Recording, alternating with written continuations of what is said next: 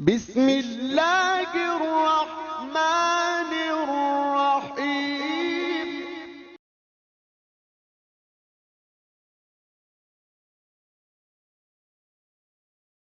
الحمد للہ وحدہ والصلاة والسلام علی من لا نبی بعدہ، اما بعد فاعوذ باللہ من الشیطان الرجیم، بسم اللہ الرحمن الرحیم۔ ان الذین لا يرجون لقاءنا ورضوا بالحیاة الدنیا وطمأنوا بها والذین هم عن آیاتنا غافلون اولئک مأواهم النار بما كانوا یکسبون۔ صدق اللہ العظیم۔ آج کے ہمارے درس کا آغاز سورہ یونس کی آیت نمبر 7 سے ہو رہا ہے۔ اللہ تبارک و تعالی ارشاد فرماتے ہیں، بے شک وہ لوگ جو ہم سے آ ملنے کی امید نہیں رکھتے اور دنیا کی زندگی پر ہی راضی ہو گئے اور اسی پر مطمئن ہو کر بیٹھ گئے، اور جو ہماری آیتوں سے غافل ہیں، یہی لوگ ہیں جن کا ٹھکانہ ان کے کرتوتوں کی وجہ سے جہنم ہے۔ اس آیت مبارکہ کے اندر اللہ تبارک و تعالی نے ایک گروہ کا ذکر کیا ہے اور اس کی 4 بری خصلتوں کا تذکرہ کیا ہے۔ وہ گروہ ہے کفار کا۔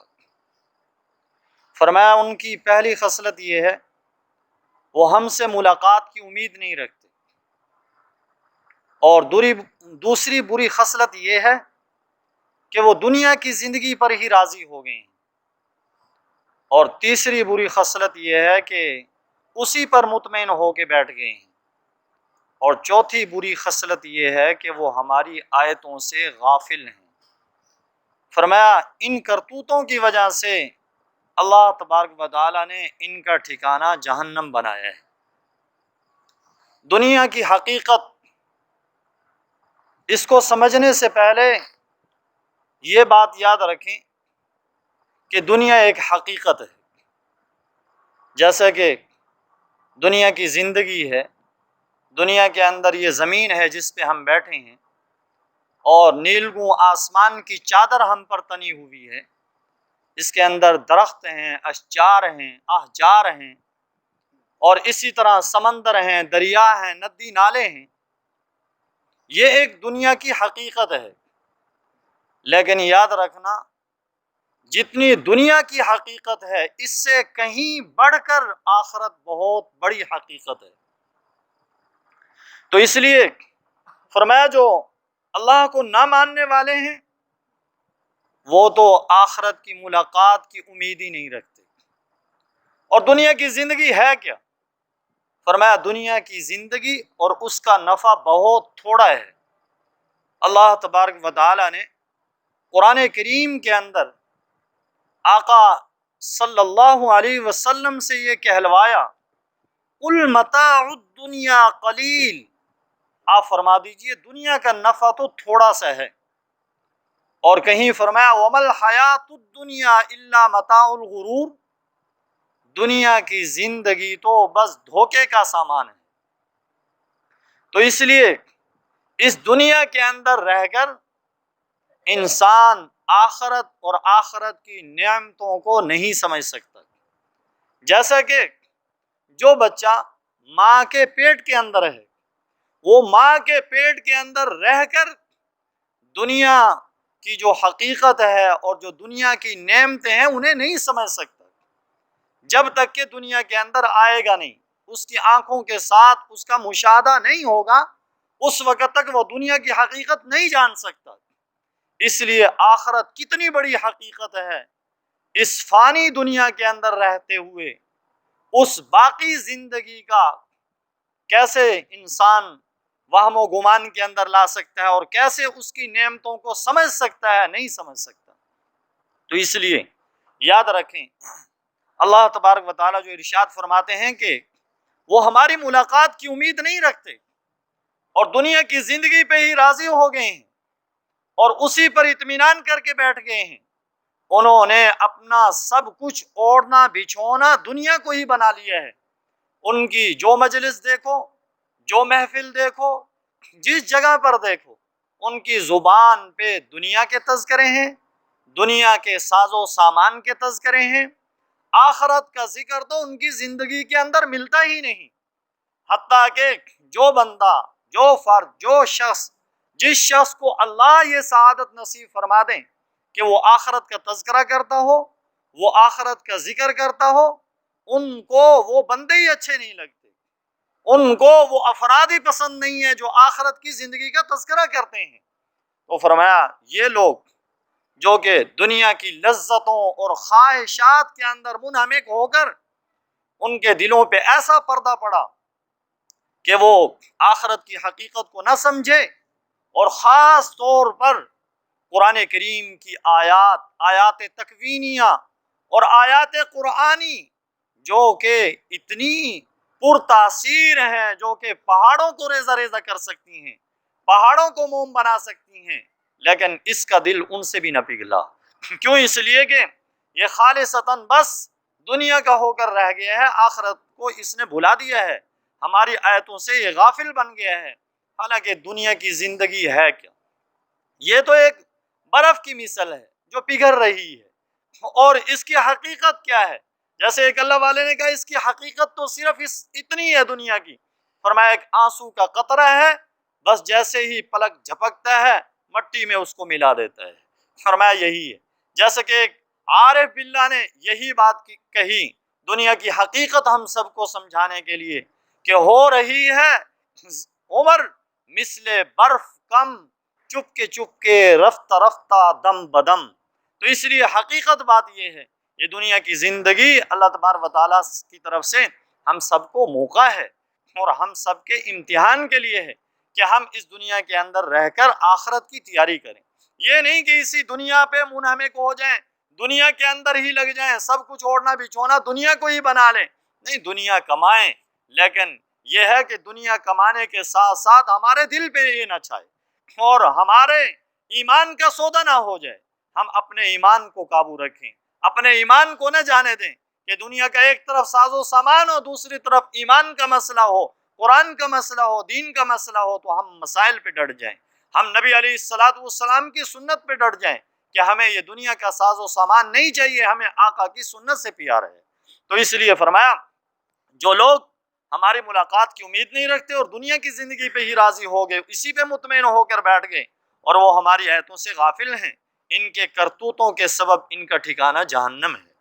ان الذين آمنوا وعملوا الصالحات يهديهم ربهم بإيمانهم، بے شک وہ لوگ جو ایمان لائے اور جنہوں نے اچھے عمل کیے، ان کا رب ان کے ایمان کی برکت سے ان کو منزل تک پہنچا دے گا۔ اس آیت مبارکہ کے اندر اللہ تبارک و تعالیٰ نے دوسرے گروہ کا تذکرہ کیا ہے۔ دوسرا گروہ جو کفار کے مقابلے میں، دنیا کی زندگی کو چاہنے والوں کے مقابلے میں، وہ ہے ایمان والے، مومنوں کا گروہ، ایمان والوں کا گروہ، اللہ کو چاہنے والوں کا گروہ۔ فرمایا جو لوگ ایمان لے آئے اور جنہوں نے اچھے عمل کیے ہیں، ان کا رب ان کے ایمان کی برکت سے ان کو منزل مقصود تک پہنچا دے گا۔ جیسا کہ فرمایا کہ کل قیامت کے دن یہ ایمان والوں کو روشنی فراہم کرے گا۔ فرمایا نورہم یسعی بین ایدیہم و بایمانہم، ان کا نور ان کے آگے اور ان کے سامنے، فرمایا وہ چلتا ہوا دوڑتا ہوا نظر آئے گا۔ نورہم یسعی بین ایدیہم و بایمانہم، ان کے دائیں نظر آئے گا۔ تو اس لیے ایمان کا نور اللہ رب العزت جسے نصیب فرما دیں، یہ ایمان ایک بنیاد ہے۔ جب تک ایمان نہیں ہے تو اعمال صالحہ اچھے عمل کام نہیں آئیں گے۔ کوئی آدمی اچھے عمل بہت سارے کرتا رہے لیکن اس کے پلے ایمان جو بنیادی چیز ہے وہ نہیں ہے، تو یہ اعمال صالحہ اچھے اعمال کسی کام کے نہیں ہیں۔ ہاں اگر اعمال صالحہ کر رہا ہے لیکن پلے ایمان ہے، یہ بنیادی چیز ہے، تو پھر یہ اعمال صالحہ اس کے کام آئیں گے۔ اور ویسے اعمال صالحہ بیکار نہیں ہیں، کیوں؟ اس لیے کہ ان کے ذریعے سے ایمان والوں کے درجات بلند ہوتے ہیں۔ تو اس لیے فرمایا جو لوگ ایمان لائے اور جنہوں نے اچھے عمل کیے، ان کا رب ان کے ایمان کی بدولت انہیں منزل مقصود تک پہنچا دے گا۔ یہی ایمان انشاءاللہ ایمان والوں کو، ہم سب مومنوں کو جنت میں پہنچا کے چھوڑے گا۔ تجری من تحتہم الانہار فی جنات النعیم، فرمایا نعمتوں بھرے باغات میں جن کے نیچے سے نہریں بہتی ہیں۔ اللہ رب العزت ایمان والوں کو، مومنوں کو یہ چیزیں نصیب فرمائیں گے۔ کتنی بڑی بات ہے، اللہ تبارک و تعالی ہم سب کو اپنے ایمان کی حفاظت کرنے کی توفیق نصیب فرمائے۔ ایمان کا نور جس دل کے اندر آ جاتا ہے تو پھر وہ دل کے اندر گھر کر جاتا ہے، ایمان کی بشاشت دل کے اندر گھر کر جاتی ہے کہ لاکھ مصائب آئیں، تکلیفیں آئیں، ان کو جھیل جاتا ہے، لیکن ایمان نہیں چھوڑتا۔ فرمایا دعواہم فیہا سبحانک اللہم وتحیتہم فیہا سلام، فرمایا ان کی بات جب جنت میں داخل ہوں گے سبحانک اللہم ہوگی، اے اللہ تیری ذات ہر عیب سے پاک ہے، اور ان کے آپس میں ملاقات کے وقت ایک دوسرے کو خیر مقدم کے لیے سلام کہیں گے، اور ان کی آخری بات جنت میں یہ ہوگی الحمدللہ رب العالمین۔ اس آیت مبارکہ کے اندر اللہ تبارک و تعالی نے جنتیوں کی 3 باتوں کا ذکر کیا ہے کہ جنتی جنت میں جب پہنچیں گے، جیسے ہی جائیں گے اور جنت کی نعمتوں کو دیکھیں گے اور ان نعمتوں کو اپنے وہم و گمان سے بالا پائیں گے تو پھر کیا کہیں گے؟ سبحانک اللہم، اے اللہ تیری ذات ہر عیب سے پاک ہے، تو نے ہمیں اتنی نعمتیں عطا کر دی، اے اللہ ہماری تو سوچ و بچار کے اندر یہ چیزیں نہیں تھی۔ فرمایا وتحیتہم فیہا سلام، اور ایک دوسرے کو جب ملیں گے تو خیر مقدم کے لیے ایک دوسرے کو سلام کریں گے۔ جنت میں پہنچیں گے تو جنت میں پہنچ کر ایک دوسرے کو سلام کریں گے، سلام سلام السلام علیکم، یہ سلام جنت کے اندر کریں گے۔ حتیٰ کہ قرآن کریم کے اندر اس بات کا ذکر ہے کہ فرشتے ان جنتیوں کو سلام کریں گے، سبحان اللہ۔ اور اس کے بعد قرآن کریم اس بات کو ذکر کرتا ہے سلام قولا من رب الرحیم، فرمایا پروردگار عالم جو بڑے رحم کرنے والا ہے اس کی طرف سے بھی ان جنتیوں کو سلام کہا جائے گا۔ کتنی بڑی فضیلت کی، عظمت کی، شان کی بات ہے کہ جنتیوں کو رب سلام کریں گے۔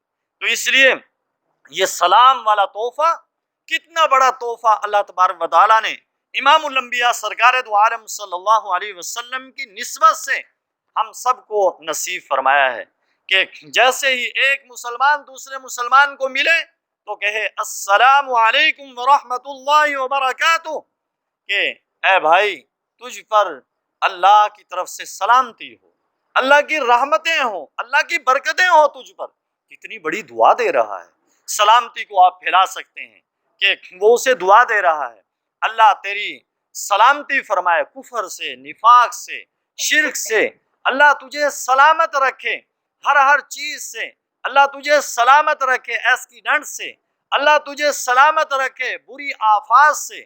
یہ کتنی بڑی دعا دے رہا ہے۔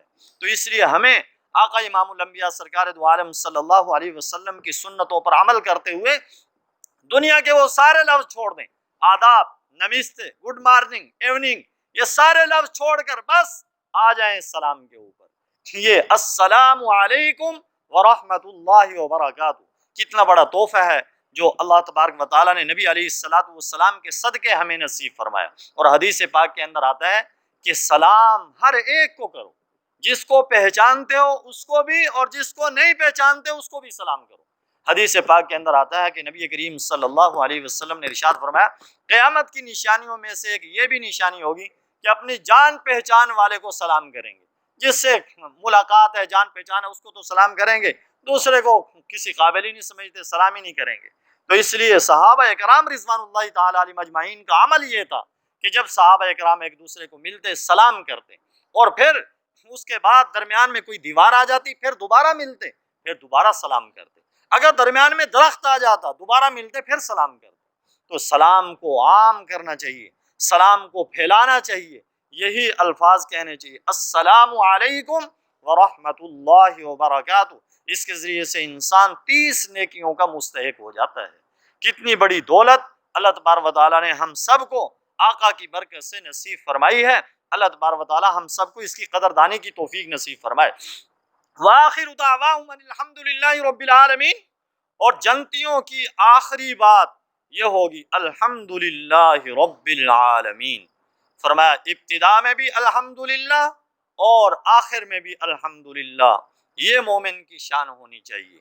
اس لیے حدیث پاک کے اندر آتا ہے، صحیح مسلم شریف کی حدیث ہے، حضرت انس رضی اللہ تعالیٰ عنہ سے روایت ہے کہ نبی کریم صلی اللہ علیہ وسلم نے ارشاد فرمایا کہ اللہ رب العزت کو بندے کا یہ عمل پسند ہے کہ جب وہ کوئی لقمہ کھائے یا پانی کا گھونٹ پیے تو وہ الحمدللہ کہے۔ اس لیے لکھا ہے کہ جس وقت انسان دعا کرے تو اس کے آخر میں بھی یہی جملے کہنے چاہیے جو جنتیوں کے جملے ہیں، الحمدللہ رب العالمین۔ اور جس وقت خطیب کوئی بیان کرتا ہے، واعظ کرتا ہے، تو اس کے اندر بھی اسی الحمدللہ کا تذکرہ کرتا ہے۔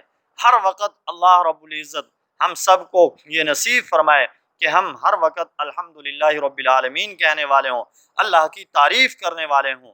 اللہ رب العزت سے دعا ہے کہ اللہ تبارک و تعالی ہم سب کو یہ دولت نصیب فرمائے، اور یہ جنتیوں والا کلمہ اس کو صحیح معنی میں یاد کر کے اللہ ہم سب کو عمل کی توفیق نصیب فرمائے۔ آخر دعوانا الحمدللہ رب العالمین۔ اللہم صلی علی سیدنا و مولانا محمد وعلی آل سیدنا و مولانا محمد وبارک وسلم وصلو علیہ۔ اے اللہ ہم سب سے راضی ہو جا، اپنی رضا مبارک ہم سب کو نصیب فرما۔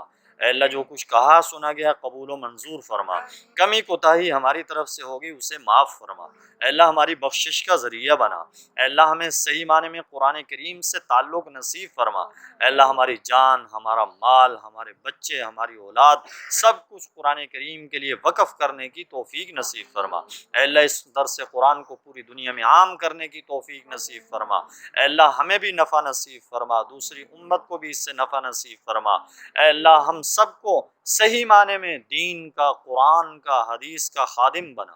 نبی علیہ السلام کی سنتوں سے پیار نصیب فرما۔ اے اللہ ہمارے دل، دماغ، اے اللہ ہماری زبان، سب کو قرآن کریم کے لیے استعمال فرما۔ اے اللہ ہم چاہیں نہ چاہیں زبردستی ہماری پیشانیوں سے پکڑ کر ہم سے دین کا کام لے لیں۔ اے اللہ بیماروں کو شفا نصیب فرما، امت مسلمہ کی خیر فرما، حفاظت فرما، ہدایت نصیب فرما۔ اے اللہ مولانا ڈاکٹر محمد عادل صاحب جو شہید ہو گئے، اے اللہ ان کی شہادت کو قبول و منظور فرما، درجات کو بلند فرما۔ اے اللہ جو ان کے قاتل ہیں انہیں کافر کردار تک پہنچا۔ اے اللہ اس ملک پاکستان کو امن کا گہوارہ بنا۔ اے اللہ اس کی حفاظت فرما، چپے چپے کی حفاظت فرما، اس کے دشمنوں کو ختم فرما۔ اے اللہ اس مسجد کو، مدرسے کو، دیگر مساجد مدارس کو دن دگنی رات چگنی ترقیاں نصیب فرما، حفاظت فرما، ضروریات کو غیب کے خزانے سے پورا فرما، تعاون کرنے والوں کو اپنی جناب سے جزائے خیر نصیب فرما، پڑھنے پڑھانے والوں کو اخلاص نصیب فرما، حفاظت فرما۔